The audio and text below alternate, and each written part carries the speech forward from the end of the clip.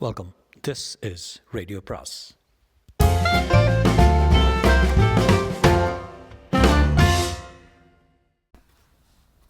அனைவருக்கும் அன்பு வணக்கம். கல்கியின் பார்த்திபன் கனவு அத்தியாயம் 26.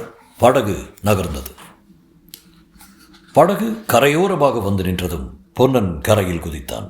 விக்ரமன் தாவி ஆர்வத்துடன் பொன்னனை கட்டிக்கொண்டான். வாராஜா, மறுபடியும் தங்களை இவ்விதம் பார்ப்பதற்கு எனக்கு கொடுத்து வச்சிருந்ததே என்று சொல்லி பொன்னன் ஆனந்த கண்ணீர் வடித்தான். விக்ரமன், பொன்னா, சமய சஞ்சீவி என்றால் நீதான். இங்கு நின்றபடியே உன்னுடைய குடிசையை பார்த்து கொண்டிருக்கிறேன். 2-3 நாளாகவே பார்த்து கொண்டிருக்கிறேன். இன்றைக்கு உன் படகை பார்த்திராவிட்டால் நீந்தி அக்கறைக்கு வருவதற்கு முயன்றிருப்பேன். அதோ பார்ப்பொன்னா, படகு நகர்கிறது, முதலில் அதை கட்டு என்றான். பொன்னன் ஓடிப்போய் படகை பிடித்து இழுத்து கரையோரம் இருந்த ஒரு மரத்தின் வேரில் அதை கயிற்றினால் கட்டிவிட்டு வந்தான். இருவரும் ஜலக்கரையில் மரத்தடியில் உட்கார்ந்தார். பொன்னா, அப்புறம் என்ன செய்தி சொல்லு.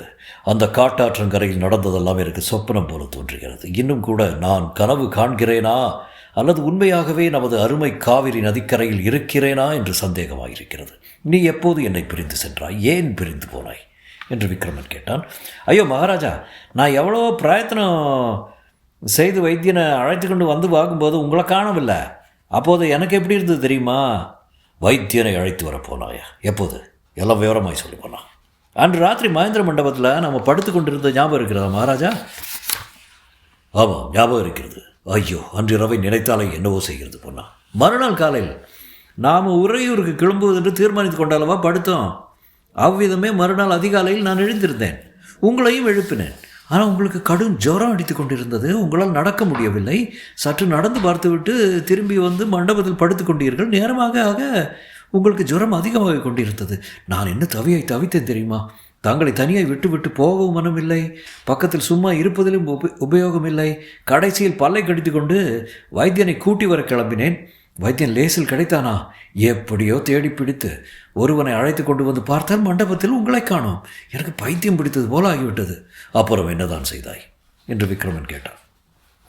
பொன்னன் பிறகு தான் அங்குமிங்கும் ஓடி அலைந்தது, குள்ளனை கண்டது, குந்தவி தேவி தன் பல்லக்கில் அவரை ஏற்றிக்கொண்டு போனதை தெரிந்து கொண்டது, பராந்தகபுரம் வரையில் தொடர்ந்து வந்து கண்ணால் பார்த்து திருப்தி அடைந்து பிறகு மாமல்லபுரம் போய் சிவனடியாரை சந்தித்தது, அவரும் தானுமாக கொல்லி மலைச்சாரலுக்கு போனது, ரகசிய வழியை கண்டுபிடித்தது, சிவனடியாரை மலை மேல் விட்டுவிட்டு தான் மட்டும் உறையூர் வந்தது ஆகிய விவரங்களை விவரமாக கூறினான்.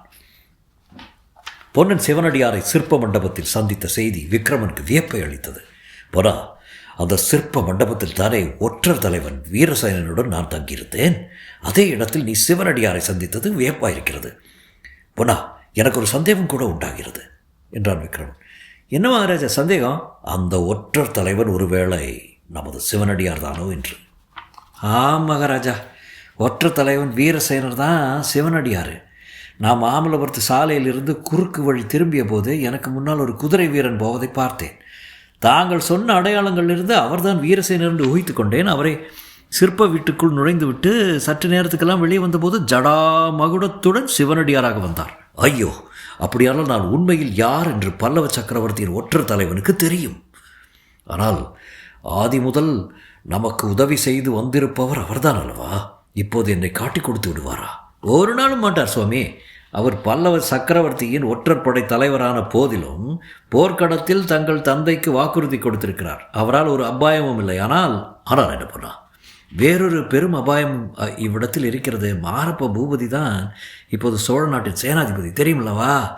அவருக்கு தாங்கள் இங்கு வந்திருப்பது பற்றி எவ்விதமோ சந்தேகம் உதித்திருக்கிறது மகாராஜா. நான் உடனே கிளம்பி போக வேண்டும். இங்கே இருப்பதில் அதைவிட பெரிய அபாயம் வேறொன்று இருக்கிறது பொன்னா. நாம் உடனே கிளம்ப வேண்டியது தான் என்று விக்ரமன் கூறிய போது அவனுடைய முகத்தில் ஒரு விதமான கிளர்ச்சியை பொன்னன் கண்டான். அது என்ன அபாயம் மகாராஜா என்று கேட்டான். ஒரு இளம் பெண்ணின் கருவிழிகளில் உள்ள அபாயம்தான் என்று கூறி விக்ரமன் காவிரி நதியை பார்த்தான். சற்று நேரம் மௌனம் கூடிக்கொண்டிருந்தது. பிறகு விக்ரமன் சொன்னான், உன்னிடம் சொல்லாமல் வேறு யாரிடம் சொல்லப் போகிறேன் பொன்னா. 3 வருஷத்துக்கு முன்னால் என்னை இங்கிருந்து சிறைப்படுத்தி கொண்டு போன போது காஞ்சி நகரின் வீதியில் பல்லக்கில் சென்ற ஒரு பெண் என்னை பார்த்தாள். அவளே மறுபடியும் மாமல்லபுரத்தில் நான் கப்பல் ஏறிய போதும் கடற்கரையில் நின்று என்னை கனிவுடன் பார்த்தாள். செண்பகத்தீவுக்கு போய் 3 வருஷ காலமான பிறகும் அவளை என்னால் மறக்க முடியவில்லை. அதிசயத்தை கேள் பொன்னா. அதே பெண்தான் மகேந்திர மண்டபத்தில் நான் ஜுரமடித்து கிடந்தபோது என்னை பார்த்து இங்கே எடுத்து வந்து காப்பாற்றினாள். மகாராஜா, அப்பேற்பட்ட புண்ணியவதி யாரு? அந்த தேவியை பார்க்க எனக்கு ஆவலாக இருக்கிறது. பார்த்து எங்கள் மகாராஜாவை காப்பாற்றி கொடுத்ததற்காக நன்றி செலுத்த வேண்டும். பொன்னா, விஷயத்தை அறிந்தால் நன்றி என்கிற பேச்சையே எடுக்க மாட்டாய். ஐயோ, அது என்ன? 3 நாளாக என் மனதில் ஒரு பெரிய போராட்டம் நடந்து வருகிறது. பொன்னா, கதைகளிலே நான் கேட்டிருக்கிறேன், காவியங்களில் படித்திருக்கிறேன். பெண் மோகத்தினால் அழிந்தவர்களை பற்றி அந்த கதி எனக்கும் நேர்ந்துவிடும் போலிருக்கிறது. மேனகையின் மோகத்தினால் விஸ்வாமித்திரர் தபசை இழந்தார் அல்லவா? அம்மாதிரி நானும் ஆகிவிடுவேனோ என்று பயமாயிருக்கிறது. அந்த பெண் பொன்னா அவ்வாறு என்னை அவளுடைய மோக வலைக்கு உள்ளாக்கிவிட்டாள். பொன்னன் குறுக்கிட்டு, மகாராஜா, நான் படிக்காதவன், அறியாதவன், இருந்தாலும் ஒரு விஷயம் சொல்ல விரும்புகிறேன், அனுமதி தர வேண்டும் என்றான். சொல்லு பொன்னா, உனக்கு அனுமதி வேண்டுமா? விஸ்வாமித்திர ரிஷி மேனகினால் கெட்டதை மட்டும் சொல்கிறீர்கள், ஆனால் பெண்களால் மேன்மையடைந்தவர்கள் இல்லையா? மகாராஜா, சீதையால் ராமர் மேன்மையடையவில்லையா? கிருஷ்ணன் போய் ருக்மணியை எதற்காக கவர்ந்து கொண்டு வந்தார்? அர்ஜுன மகாராஜா சுபத்ரை அடைந்ததனால் கெட்டு போய்விட்டாரா? முருகக் கடவுள் வள்ளியை தேடி திணைப்புணத்துக்கு வந்தது ஏன்? அதனால் அவர் கெடுதலை அடைந்தாரா? பொன்னா, சரியான கேள்விதான் கேட்கிறாய். சீதையினால் ராமரும், ருக்மணியினால் கிருஷ்ணனும், சுபத்ரையினால் அர்ஜுனனும், வள்ளியினால் முருகனும் மேன்மை அடைந்தது மட்டுமல்ல, அருள்மொழி ராணியினால் பார்த்திவ மகாராஜாவும், வள்ளியினால் பொன்னனும் மேன்மை அடைகிறார்கள். அப்படி சொல்லுங்க. பின்ன பெண் மோகம் பொல்லாதது என்றெல்லாம் ஏன் பேசுகிறீங்க? கேள் பொன்னா, பெண் காதலினால் மனிதர்கள் சிலர் தேவர்களாகி விடுகிறார்கள். அவர்கள் பாக்கியசாலிகள். ஆனால் தேவர்கள் சிலர் பெண் காதலினால் தேவத்தன்மையை இழந்து மனுஷர்களிடம் கேடுகட்டவர்களாகி இருக்கிறார்கள். நான் அத்தகைய துர்பாக்கியன். என் உள்ளத்தை கவர்ந்து கொண்ட பெண் அத்தகையவளாயிருக்கிறாள். நான் என்னுடைய தர்மத்தையும் என்னுடைய பிரதிஜையையும் கைவிடுவதற்கு அவளுடைய காதல் தூண்டுகோலாயிருக்கிறது. ஜுரம் குணமானதிலிருந்து எனக்கு அந்த பெண்ணின் நினைவை தவிர வேறு நினைவில்லை. அவளை பிரிந்து ஒரு நிமிஷமாவது உயிர் வாழ முடியாது என்று தோன்றுகிறது. அவளுக்காக சொர்க்கத்தை கூட தியாகம் செய்யலாம் என்று தோன்றும் போது சோழ நாடாவது சுதந்திரமாவது. அவளுடன் சேர்ந்து வாழ்வதற்காக காஞ்சி நரசிம்ம பல்லவ சக்கரவர்த்தியின் கப்பம் கட்டினால்தான் என்ன? பொன்னனுக்கு தூக்கி வாரி போட்டது. விக்ரமனுக்கு இது கடைசி சோதனை என்று சிவனடியார் கூறியது அவனுக்கு நினைவுக்கு வந்தது. ஐயோ, என்ன அப்படி சொல்கிறீங்க? உறையூர் சித்திர மண்டபத்தில் பார்த்திவ மகாராஜாவிடம் தாங்கள் செய்த சபதம் ஞாபகம் இருக்கிறதா என்று கேட்டான். ஞாபகம் இருக்கிறது பொன்னா, இன்னும் மறந்து போகவில்லை. ஆனால் எத்தனை நாளைக்கு ஞாபகம் இருக்குமோ தெரியாது. தினம் தினம் என்னுடைய உறுதி குலைந்து வருகிறது. ஆகையினால் தான் உடனே கிளம்பி விட வேண்டும் என்று சொல்கிறேன். இப்பொழுதே உன்னுடன் வர சித்தமாயிருக்கிறேன். கிளம்பலாமா என்றான் விக்ரமன். கிளம்பலாம் சுவாமி, ஆனால் இந்த தீவில் நமக்கு ஒரு காரியம் இருக்கிறதே. மகாராணி கொடுத்த பெட்டியை இங்கே புதைத்து வைத்திருக்கிறேன். பார்த்தாயா, அதை கூட மறந்து விட்டேன். இன்னும் 2 நாள் போனால் வந்த காரியத்தையே மறந்து விடுவேன். என்னையே கூட மறந்து விடுவேன். இன்றைக்கு அந்த பெண் வருவதற்குள் நாம் போய்விட வேண்டும். பெட்டியை எங்கே புதைத்திருக்கிறாய் என்று விக்ரமன் பரபரப்புடன் கேட்டான்.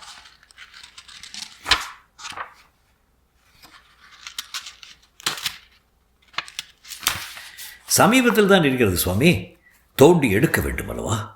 முன்ஜாக்கிரதையாக மண்வெட்டியும் கடப்பாரையும் கொண்டு வந்திருக்கிறேன் என்று சொல்லி பொன்னன் படகின் அடியிலிருந்து அவற்றை எடுத்து கொண்டு வந்தான். 2 பேரும் விரைவாக நடந்து அந்த அடர்ந்த மாந்தோப்புக்குள்ளே போனார்கள். அவர்கள் போய் சற்று நேரத்துக்கெல்லாம் சமீபத்தில் இருந்த ஒரு மரத்தின் மறைவிலிருந்து குந்தவி தேவி வெளியே வந்தாள். சுற்றும் முற்றும் பார்த்துவிட்டு நதிக்கரையில் படகு கட்டியிருந்த இடத்துக்கு சென்றாள். இன்னும் ஒரு கள்ளப்பார்வை அங்கும் இங்கும் பார்த்துவிட்டு படகை மரத்தின் வேருடன் கட்டியிருந்த கயிற்றை அவிழ்த்து விட்டாள். படகு மெதுவாக நகர்ந்தது. பிறகு வேகமாய் நகர்ந்தது. சிறிது நேரத்துக்கெல்லாம் வெள்ளப்பிரவாகத்தில் அகப்பட்டு கொண்டு அதிவேகமாய் சுழன்று செல்லத் தொடங்கியது. அதை பார்த்து கொண்டிருந்த குந்தவியின் முகத்தில் குறுநகை பூத்தது. அத்தியாயம் 27. புதையல். கிளைகள் நெருங்கி படர்ந்து நிழலால் இருண்டிருந்த மாந்தோப்புக்குள் பொன்னன் முன்னால் செல்ல விக்ரமன் தொடர்ந்து சென்றான். போகும்போதே தாழ்ந்திருந்த மரக்கிளைகளை பொன்னன் அண்ணாந்து பார்த்து கொண்டு போனான். ஒரு மரத்தின் அடியில் வந்ததும் நின்று மேலே உற்று பார்த்தான். அந்த அடிக்கிளையின் பட்டையில் சிறு கத்தியினால் ஒரு உருவம் செதுக்கப்பட்டிருந்தது. நன்றாக உற்று பார்த்தால் அது ஒரு புலியின் உருவம் என்று தெரிந்து கொள்ளலாம். பொன்னன் அதை பார்த்துவிட்டு நின்றான். அந்த புலி உருவத்துக்கடியில் தரையில் கிடந்த மாஞ்சருகுகளையெல்லாம் ஒதுக்கினான். பிறகு அங்கே தரையை தோண்டத் தொடங்கினான். விக்ரமன் பரபரப்புடன் தானும் மண்வெட்டியை எடுத்தபோது பொன்னன் கைமறித்து, மகாராஜா, தங்களுக்கு உடம்பு இன்னும் சரியால, இன்னும் எவ்வளவோ வேலைகள் செய்வதற்கு இருக்கின்றன, சற்று நேரம் மரத்தடியில் சும்மா உட்கார்ந்திருக்க வேண்டும் என்றான். அவ்விதமே விக்ரமன் மரத்தடிக்கு சென்று வேரின் மேல் உட்கார்ந்தான். அவனுடைய உள்ளத்தில் எத்தனையோ எண்ணங்கள் அலையலையாக எழுந்தன. குழந்தை பருவத்தில் இந்த வசந்த தீவில் எவ்வளவு ஆனந்தமாக நாட்கள் கழிந்தன. இதே இடத்தில் ஒரு அந்நிய பெண்ணின் தயவில் தங்க வேண்டிய காலமும் வந்ததல்லவா? நல்ல வேளை, இன்றோடு அந்த அவமானம் தீர்ந்துவிடும். பெட்டியை எடுத்துக்கொண்டு உடனே கிளம்பிவிட வேண்டியதுதான். இனிமேல் ஒரு வினாடி நேரமும் இங்கே தங்கக்கூடாது. செண்பகத்தீவில் இருந்தபோது இந்த தாய் நாட்டை பார்க்க வேண்டும் என்று தனக்கு ஏற்பட்டிருந்த ஆவலையும் இப்போது இங்கிருந்து கிளம்பினால் போதும் என்று இருப்பதையும் நினைத்தபோது விக்ரமனுக்கு சிரிப்பு வந்தது. இங்கே எதற்காக வந்தோம், என்ன பைத்தியக்காரத்தனம் என்று தோன்றியது. பார்த்திப மகாராஜா சுதந்திரமாக ஆண்ட அந்த சோழ நாடு அல்ல இது. பல்லவ சக்கரவர்த்தியின் ஆதிக்கத்தில் மிதிபட்டு கிடக்கும் நாடு. தேச துரோகியும் குலத்ரோகியும் கோழையுமான மாரப்ப பூபதியை சேனாதிபதியாக பெற்றிருக்கும் நாடு. இப்படிப்பட்ட நாட்டின் மண்ணை உதறிவிட்டு எவ்வளவு சீக்கிரத்தில் போகிறோமோ அவ்வளவுக்கு நல்லது. நாடு என்ன செய்யும், மனுஷர்கள் கேடுகெட்டு போயிருந்தால் என்ற எண்ணம் தோன்றியதும் விக்ரமன் பெருமூச்சு விட்டான். பார்த்திப மகாராஜா போருக்கு கிளம்புவதற்கு முன் தன்னை சித்திர மண்டபத்துக்குள் அழைத்து கொண்டு போய் அவருடைய கனவு சித்திரங்களை எல்லாம் காட்டியதை நினைத்து கொண்டான். அந்த கனவு நிறைவேறப் போகிறதா, இல்லை கனவாகத்தான் போய்விடுமா? இங்கே எல்லாரும் பல்லவ சக்கரவர்த்தியின் புகழிலேயே மூழ்கி கிடக்கிறார்கள். நேற்று தான் காஞ்சியிலிருந்து ஒரு ஆள் வந்தான். சீன தேசத்திலிருந்து வந்த ஒரு தூதனுக்கு காஞ்சியில் நடந்த வரவேற்பு வைபவங்களை பற்றியெல்லாம் அவன் வர்ணித்தான். விக்ரமன் கேட்டுக்கொண்டிருந்தான். கேட்க கேட்க அவனுக்கு ஆத்திரம் பொங்கிக் கொண்டு வந்தது. அந்த சீன தேசத்து தூதன் தான் போகும் இடங்களிலெல்லாம் பல்லவ சக்கரவர்த்தியின் அருமை பெருமைகளை பற்றி சொல்லிக் கொண்டு போவான். சீன தேசத்திலும் போய் சொல்லுவான். சோழ நாட்டை பற்றியோ, சோழ நாட்டின் சுதந்திரத்துக்காக வீரப்போர் புரிந்து மரணமடைந்த பார்த்திப மகாராஜாவின் பெயரையோ யார் கேட்கப் போகிறார்கள்? மகாராஜா என்ற குரலை கேட்டு விக்ரமன் திடுக்கிட்டு எழுந்தான். குழியில் நின்ற பொன்னன் குறிந்தான். அவன் மறுபடி நிமிர்ந்தபோது அவனுடைய கையில் கெட்டியான தோலினால் சுற்றப்பட்டு பெட்டி இருந்தது. பொன்னன் அந்த தோலை எடுத்தறிந்தான். பழைய ஆயுத பெட்டி, சித்திரவேலை பாட வைந்த பெட்டி காணப்பட்டது. விக்ரமன் விரைந்து சென்று கையை நீட்டி அந்த பெட்டியை ஆவலுடன் வாங்கி திறந்தான். உள்ளே சிறிதும் மலினமடையாமல் இருந்த சுவடியை கண்ணில் ஒற்றிக்கொண்டு பெட்டிக்குள் வைத்தான். பிறகு பட்டாக்கத்தியை கையில் எடுத்துக்கொண்டான். பொன்னனை பார்த்து சொன்னான், பொன்னா, சற்று முன்னால் என் மனத்தில் தகாத கோழை எண்ணங்கள் எல்லாம் உண்டாயின. இந்த சோழ நாட்டின் மேலேயே வெறுப்பு உண்டாயிற்று.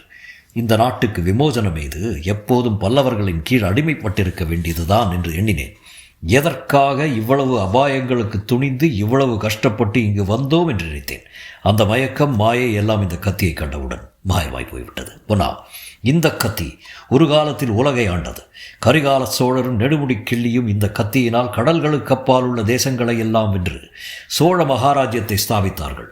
கரிகால சக்கரவர்த்தியின் காலத்தில் செண்பகத்தீவில் குடியேறிய தமிழர்களின் சந்ததிகள் தான் அந்த தீவில் இன்று வசிக்கிறார்கள். அத்தகைய மகாவீர புருஷர்களுடைய சந்ததியில் பிறந்தவன் நான். அவர்கள் கையில் பிடித்த வீரவாள் இது. அவர்களால் முடிந்த காரியம் என்னால் ஏன் முடியாது பொன்னா? இந்த கத்தியுடனே என் தந்தை எனக்கு அளித்த இந்த தமிழ்மறை என்ன சொல்லுகிறது? முயற்சி திருவனையாக்கும். ஆஹா, அந்த புனித வாக்கை கூட அல்லவா மறந்துவிட்டேன். இந்த சோழ நாட்டுக்கு இப்போது என்னவோ நேர்ந்து விட்டது. இங்கே அடிக்கும் காற்றே மனச்சோர்வு தருகிறது. இங்கே இனி ஒரு கணம் கூட நிற்க மாட்டேன். வா, போகலாம். இவ்விதம் விக்ரமன் பேசிக்கொண்டிருந்த போது பொன்னன் அவனுடைய முகத்தை பார்த்த வண்ணமே பிரமித்து நின்றான். அப்போது விக்ரமனுடைய முகத்தில் சுடர்விட்டு பிரகாசித்த வீர தேஜஸ் அவ்விதம் அவனை பிரமிக்கச் செய்தது. பிறகு சட்டென்று அந்த பிரமையிலிருந்து நீங்கியவனாய் மளமளவென்று மண்ணை தள்ளி குழியை மூடினான். அந்த இடத்தின் மேல் மாஞ்சருகுகளை பரப்பிய பிறகு இருவரும் காவிரியை நோக்கி விரைந்து சென்றார்கள். நதிக்கரையை அடைந்து படகு கட்டியிருந்த இடத்தை பார்த்ததும் அவர்களுக்கு பகீரென்றது. இதென்ன பொன்னா, படகு எங்க என்றான் விக்ரமன். ஒருவேளை இடம் மாறி வந்துட்டாமா என்று பொன்னன் திகைப்புடன் கூறி அங்குமிங்கும் நோக்கினான். ஆனால் வேரில் கட்டிய கயிறு இருப்பதை பார்த்ததும் சந்தேகத்துக்கு இடமில்லாமல் போயிற்று. கயிற்றின் முடிச்சு எப்படியோ அவிழ்ந்து படகு ஆற்றோடு போயிருக்க வேண்டும் என்று தீர்மானிக்க வேண்டியிருந்தது. பொன்னா, என்ன யோசிக்கிறாய்? நீந்தி போய்விடலாமா என்றான் விக்ரமன். கொஞ்சம் பொறுங்க மகாராஜா, கரையோடு ஓடிப்போய் எங்கேயாவது படகு தங்கி இருக்கிறதா என்று பார்த்துவிட்டு வந்து விடுகிறேன் என்று சொல்லிவிட்டு பொன்னன் நதிக்கரையோடு ஓடினான். அத்தியாயம் 28. குந்தவியின் நிபந்தனை. பொன்னன் மறைந்த கணம் இலைச்சருகுகள் அலையும் சத்தம் கேட்டு விக்ரமன் திடுக்கிட்டு திரும்பி பார்த்தான். குந்தவி மரங்களின் மறைவிலிருந்து வெளியே வந்து கொண்டிருந்தாள். இருவரும் ஒருவரை ஒருவர் பார்த்து கொண்டு சற்று நேரம் மௌனமாய் நின்றார்கள். சோழ நாட்டாரின் யோக்கியதை நன்றாய் தெரிந்து போய்விட்டது. இப்படித்தான் சொல்லிக் கொள்ளாமல் கூட ஓடிப்போக பார்ப்பார்களா என்றாள் குந்தவி. விக்ரமன் மறுமொழி சொல்லாமல் சும்மா இருந்தான். வள்ளுவர் பெருமான் முயற்சி திருவினையாக்கும் என்று மட்டும்தானா சொல்லியிருக்கிறார்? நன்றி மறப்பது நன்றன்று என்று சொல்லியிருப்பதாக எனக்கு கேள்வியாயிற்றே என்று குந்தவி சொன்னபோது விக்ரமானுக்கு தூக்கி வாரிப்பட்டது. உனக்கு எப்படி தெரியும்? ஒருவேளை என்று மேலே பேச திணறினான். ஆமாம், நீங்கள் குழி தோண்டி புதையல் எடுத்ததை பார்த்து கொண்டிருந்தேன். எல்லாம் கேட்டுக்கொண்டும் இருந்தேன். உண்மையாகவா? ஆமாம், உங்கள் பொய் வேஷத்தையும் தெரிந்து கொண்டேன். விக்ரமன் சற்று யோசித்து, அப்படியானால் நான் சொல்லிக்கொள்ளாமல் ஓடிப்போக நினைத்ததில் என்ன ஆச்சரியம்? தேச பிரஷ்டன், மரண தண்டனைக்கு துணிந்து தாய் நாட்டுக்கு வந்தவன் சொல்லாமல் திரும்பி ஓட பார்ப்பது இயல்பல்லவா என்றான். உயிர் இழப்பதற்கு பயந்துதானே? ஆமாம், இந்த உயிர் இன்னும் கொஞ்ச காலத்துக்கு எனக்கு தேவையாயிருக்கிறது. என் தந்தைக்கு நான் கொடுத்த வாக்குறுதியை நிறைவேற்றுவதற்கும் இந்த தாய் திருநாட்டுக்கு நான் செய்ய வேண்டிய கடமையை செய்வதற்கும் இந்த உயிர் வேண்டியிருக்கிறது. ஆனால் உங்களுடைய உயிர் இப்போது உங்களுடையதல்லவே. மகேந்திர மண்டபத்தில் அந்த பழைய உயிர் போய்விட்டது. இப்போது இருப்பது நான் கொடுத்த உயிர் அல்லவா? இது எனக்கல்லவா சொந்தம் என்றாள் குந்தவி. விக்ரமன் மீண்டும் யோசனையில் ஆழ்ந்தான். பிறகு குந்தவியை உருக்கத்துடன் நோக்கி, நீ சொல்லியது ஒரு விதத்தில் அல்ல, பல விதத்திலும் உண்மை. இந்த உயிர் உன்னுடையது தான். மகேந்திர மண்டபத்தில் நீ என்னை பார்த்து காப்பாற்றியதனால் மட்டுமல்ல, 3 வருஷத்துக்கு முன்பு காஞ்சியிலும் மாமல்லபுரத்திலும் உன்னை பார்த்தபோதே என் உயிரை உன்னுடையதாக்கி கொண்டாய் என்றாள். இது உண்மையா என்றாள் குந்தவி. ஆமாம், ஆகையினால் உன்னுடைய உயிரைதான் நீ காப்பாற்றிக் கொண்டாய். இது உண்மையானால் என்னிடம் சொல்லிக் கொள்ளாமல் ஓட பார்த்தீர்களே, அது எப்படி, என்ன நியாயத்தில் சேர்ந்தது என்று குந்தவி கடுமையான குரலில் கேட்டாள். அது தவறுதான். ஆனால் காரணம் உனக்கு தெரியாதா? உன்னிடம் சொல்லிக் கொண்டால் பிரிய மனம் வராது என்ற பயம்தான் காரணம். நீ விடை கொடுக்காவிட்டால் போக முடியாது என்ற எண்ணம்தான் காரணம். என்னை பற்றி அவ்வளவு கேவலமாக ஏன் எண்ணினீர்கள்? நீங்கள் போவதை நான் ஏன் தடுக்க வேண்டும்? உங்களுடைய கடமையை செய்வதற்கு நான் ஏன் குறுக்கே நிற்க வேண்டும்? நான் எண்ணியது பிசகு என்று இப்போது தெரிகிறது. உன்னிடம் நான் எல்லாவற்றையும் முதலிலே சொல்லியிருக்க வேண்டும். சொல்லி உன்னுடைய உதவியை கோரியிருக்க வேண்டும். மறைக்க முயன்றது பிசகுதான். போனது போகட்டும். இனிமேல் நடக்க வேண்டியதை பேசுவோம். உங்கள் படகோட்டி திரும்பி வரும் வரையில் இங்கே உட்காரலாம் என்றாள் குந்தவி. படகோட்டி என்றதும் விக்ரமன் மனத்தில் ஒரு சந்தேகம் உதித்தது. குந்தவியை சிறிது வியப்புடன் நோக்கினான். இங்கே கட்டியிருந்த படகு எங்கே என்று தெரியுமா என்று கேட்டான். தெரியும், ஆற்றோடு போய்விட்டது. படகோட்டிக்கு வீண் அலைச்சல் தான். எப்படி போயிற்று? ஒருவேளை நீ? ஆம், நான் தான் படகின் முடிச்சை அவிழ்த்து விட்டேன். என்னிடம் சொல்லிக்கொள்ளாமல் போக நினைத்ததற்கு தண்டனை. விக்ரமன் சற்று மௌனமாய் இருந்துவிட்டு, அதுதான் முன்னமே சொன்னேனே, உன்னிடம் சொல்லிக்கொண்டால் பிரிந்து போக மனம் வருமோ என்னவோ என்று பயந்தேன் என்றான். அம்மாதிரியெல்லாம் பயந்து கொண்டிருந்தால் உங்கள் மூதாதையான கரிகால சோழர் தீவாந்திரங்களை எல்லாம் வென்றிருக்க முடியுமா என்று குந்தவி கேட்டான். முடியாது. ஆகையால் தான் இப்போது தைரியமாக உன்னிடம் விடை கேட்கிறேன், உதவியும் கேட்கிறேன். இந்த நதியை தாண்டுவதற்கு படகும் மாமல்லபுரம் போவதற்கு குதிரையும் கொடுத்து உதவ வேண்டும். கொடுக்கிறேன். ஒரு நிபந்தனை இருக்கிறது. நிபந்தனையா? ஆமாம், கண்டிப்பான நிபந்தனை. போன தடவையைப் போல என்னை கரையில் நிறுத்திவிட்டு நீங்கள் கப்பலில் போய்விடக்கூடாது. நீங்கள் போகும் கப்பலில் என்னை அழைத்து போக வேண்டும். விக்ரமனுக்கு அளவில்லாத திகைப்பு உண்டாயிற்று. குந்தவியின் மெல்லிய கரத்தை பிடித்து கொண்டு தழுதழுத்த குரலில், தேவி, என்ன சொன்னாய்? என் காதில் விழுந்தது உண்மையா? அவ்வளவு பெரிய அதிர்ஷ்டத்தை பெறுவதற்கு நான் என்ன செய்துவிட்டேன்? உலகமெல்லாம் புகழ் பரவிய மகா பல்லவ சக்கரவர்த்தியின் ஏக புதல்வியாகிய நீ இந்த தேச பிரஷ்டனுடன் கூட கடல் கடந்து வருவாயா என்றான். குந்தவி காவிரியின் பிரவாகத்தை நோக்கிய வண்ணம், உங்களுக்கு என்ன இவ்வளவு சந்தேகம்? பெண் குலத்தை பற்றி நீங்கள் இழிவாக நினைக்கிறீர்கள். அதனாலே தான் சந்தேகப்படுகிறீர்கள் என்றாள். இயலவே இல்லை. அருள்மொழியை தாயாக பெற்ற நான் பெண் குலத்தை பற்றி ஒரு நாளும் இழிவாக நினைக்க மாட்டேன். ஆனால் நீ என்னுடன் வருவது எப்படி சாத்தியம்? உன் தந்தை சக்கரவர்த்தி சம்மதிப்பாரா? என் தந்தை நான் கேட்டது எதையும் இதுவரை மறுத்ததில்லை. இப்போதும் மறுக்க மாட்டார். அப்போது மகாராஜா என்ற குரலை கேட்டு இருவரும் திடுக்கிட்டு திரும்பி பார்த்தார்கள். அந்த குரல் பொன்னனுடையதுதான். அவர்கள் உலகை மறந்து பேசிக்கொண்டிருந்த சமயம் பொன்னன் மெதுவாக பின்புறமாக வந்து அவர்கள் அருகில் நின்று கொண்டிருந்தான். கடைசியாக அவர்கள் பேசிய வார்த்தைகளும் அவன் காதில் விழுந்தன. விக்ரமன் பொன்னனை பார்த்து, எப்போது வந்தாய்? இப்போனா படகு அகப்படவில்லையா? இந்த தேவிதான் படகை அவிழ்த்து விட்டு விட்டாராம். நமக்கு வேறு படகு தருவதாக சொல்கிறார் என்றார். காதில் விழுந்தது மகாராஜா. ஆனால் இவ்வளவு தொல்லையெல்லாம் என்னத்திருக்கேன் என்று தான் தெரியவில்லை. தேவி சொல்வதை ஒரு நாளும் சக்கரவர்த்தி தட்டமாட்டார். தங்களை பற்றி ஒரு வார்த்தை சொல்லி குந்தவி வீராவேசத்துடன் எழுந்து பொன்னனுக்கு எதிராக நின்றார். என்ன சொன்னாய் படகோட்டி? உங்கள் மகாராஜாவை மன்னித்து காப்பாற்றும்படி சக்கரவர்த்தியிடம் நான் சொல்ல வேண்டுமா? ஒரு தடவை அந்த தவறு நான் செய்தேன், இனிமேல் செய்ய மாட்டேன். இவர் தமது கையில் பிடித்த கத்தியின் வலிமையினால் ஒரு சான் பூமியை வென்று ராஜாவானால் அந்த சான் பூமிக்கு நான் ராணியாக இருப்பேன். இவர் உன்னைப் போல படகோட்டி பிழைத்து ஒரு குடிசையில் என்னை வைத்தால் உன் மனைவி வள்ளியைப் போல நானும் அந்த குடிசையில் ராணியாக இருப்பேன். இவரை மன்னிக்கும்படியோ இவருக்கு சோழ ராஜ்யத்தை கொடுக்கும்படியோ சக்கரவர்த்தியை ஒரு நாளும் கேட்க மாட்டேன். எனக்காக நான் ஏன் தந்தையிடம் பிச்சை கேட்பேன்? ஆனால் இவருக்காக எதுவும் கேட்டு இவருடைய வீரத்துக்கு மாசு உண்டாக்க மாட்டேன் என்றாள். பொன்னன் தேவி என்று ஏதோ சொல்ல ஆரம்பித்தான். அவனை பேச விடாமல் குந்தவி மீண்டும், ஆம், இன்றைய தினம் இவருடைய வேஷம் வெளிப்பட்டு இவருக்கு மரண தண்டனை அளிக்கப்பட்டாலும் நான் உயிர் பிச்சை கேட்க மாட்டேன். தண்டனை நிறைவேற்றுவதற்கு முன்னால் என்னை இவருக்கு மனம் புரிவிக்க வேண்டும் என்று மட்டும் வரம் கேட்பேன் என்றான்.